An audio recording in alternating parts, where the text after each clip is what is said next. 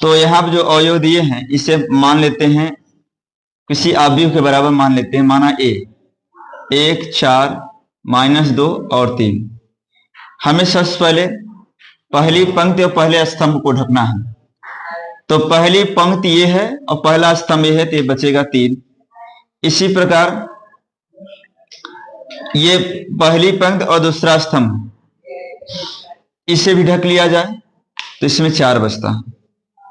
पुनः दूसरी पंक्ति पहले स्तंभ को ढकें तो -2 आएगा, और इसी तरह आगे हम लोग दूसरी पंक्ति और दूसरे स्तंभ को ढकने पर 1 आता है।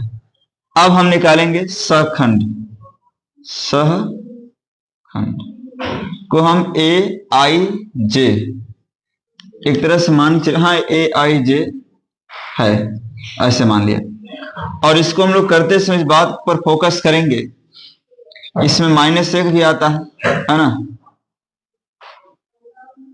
देखिए ये पहली पंक्ति पहले स्तंभ के लिए है, तो यहां पहली पंक्ति पहले स्तंभ आई प्लस जे, और इसका जो मान है सारणिक M11 उपसारणिक लिखना है।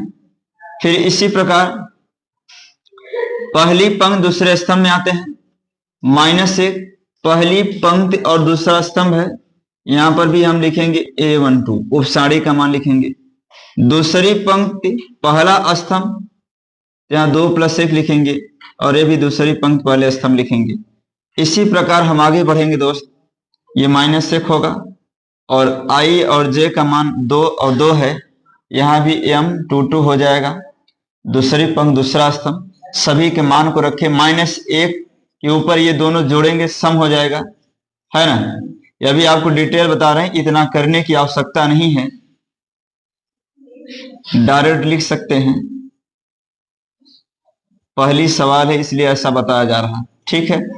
चलिए M11 का मान बताएं। 3 है, 4 है, -2 है और 1 है। तो करना क्या है, यदि -1 के ऊपर 2 है तो -1 का गुणा 2 बार करेंगे, तो 1 1 कम 1 और माइनस से प्लस, केवल 3 आएगा। अगर किसी ऋणात्मक घात के ऊपर विषम संख्या हो तो चिन्ह माइनस आता है। यदि किसी ऋणात्मक संख्या के ऊपर विषम संख्या हो तो ऋणात्मक आता माइनस आएगा, लेकिन माइनस यहाँ भी है, माइनस से प्लस हो जाएगा। फिर यहाँ सम है, आएगा 1।